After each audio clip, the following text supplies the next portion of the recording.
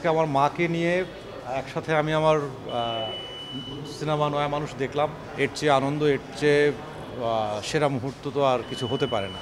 আমার মা একসাথে দেখলাম আমরা। আমার মা যখন আমার প্রথম মঞ্চে অভিনয় দেখে, সে বাড়িতে গিয়ে কেঁদেছিল। ছেলের অভিনয় দেখে আমার খুব ভালো লাগছে।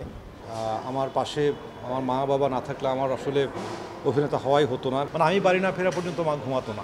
বাবার পেনশনের টাকায় আসলে 10-12 দিনে বেশি চলতো না। তো আমার কাছে মনে হতো যে আমার মাথায় বিশাল ওজন। তো সুন্দর অভিনেতা আমার ছেলে হয়েছে, খুব ভালো লাগছে। ওই বাবুর বয়সে অনেক দুষ্ট ছিল।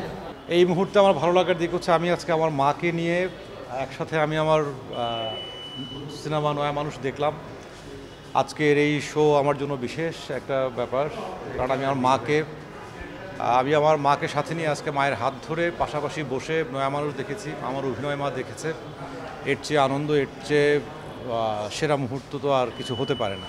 মানে আমার কাছে আজকের দিনটা সারা জীবন মনে থাকবে।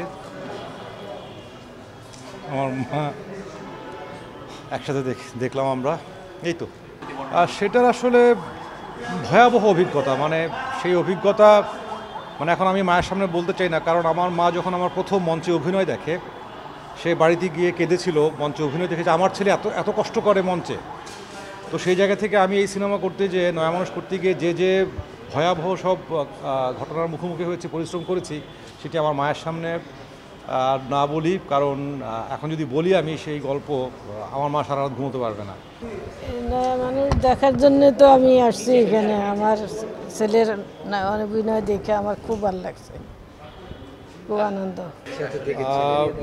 যেটা হচ্ছে যে আমি সন্তান হিসেবে খুবই ভাগ্যবান, কারণ আমি যখন প্রথম থিয়েটার শুরু করি তখন থেকে আমি আমার মা বাবার যে সমর্থনটা পেয়েছি, আমার পাশে আমার মা বাবা না থাকলে আমার আসলে অভিনেতা হওয়াই হতো না। এবং আমি যেটা বলছিলাম একটু আগে, যে আমার প্রথম মঞ্চে অভিনয় দেখে প্রথম নাটকে আমার প্রচণ্ড চিৎকার চেঁচামেচি ছিল এবং অসম্ভব ফিজিক্যাল ওয়ার্ক ছিল। তো সেই জায়গা থেকে আমার সেই পরিশ্রম দেখে আমার মা সারা রাত বিছানায় পড়ে কেঁদেছে যে আমার ছেলে এত কষ্ট করে। তো সেই জায়গা থেকে এখন পর্যন্ত যেভাবে আমি আমার মায়ের সমর্থন, বাবার সমর্থন পেয়েছি, ফ্যামিলির সমর্থন পেয়েছি, আমার ভাই বোনদের, সেই জায়গা থেকে আমি অবশ্যই ভাগ্যবান বলবো। মানে একটা কথা বলি, আমি থিয়েটারে রিহার্সাল করে বা শো করে বাড়ি ফিরতে রাত 12টা-1টা বাজতো। তো তখন বাড়ির সবাই ঘুমিয়ে, তো আমার কাছে চাবি থাকতো, আমি চাবি দিয়ে দরজা খুলে ঢুকে যেতাম। দেখতাম যে ডাইনিং টেবিলে খাবার সাজানো, তো আমি একা একা খেয়ে নিতাম। খেয়ে নিয়ে আমি আমার রুমে চলে গিয়ে যখন রুমের দরজা লক করে দিতাম, তখন আমি শব্দ শুনতাম আমার মায়ের ঘরে দরজা লক খুলছে। মানে আমার মা আসলে এতক্ষণ ঘুমের ভান করেই থাকতো। আমি আমার খাওয়া দাওয়া করে রুমে চলে যাওয়ার পর আমার মা বেরিয়ে আবার সমস্ত কিছু গোছগাছ করে ফ্রিজে ঢুকিয়ে তারপর যে সে ঘুমাতো। এটা ছিল আমার মা। সারাটা জীবনই দেখেছি আমি এইভাবেই আমার মা, মানে আমি বাড়ি না ফেরা পর্যন্ত মা ঘুমাতো না। আসলে হয়েছে কি, আমি একটা চাকরি করতাম।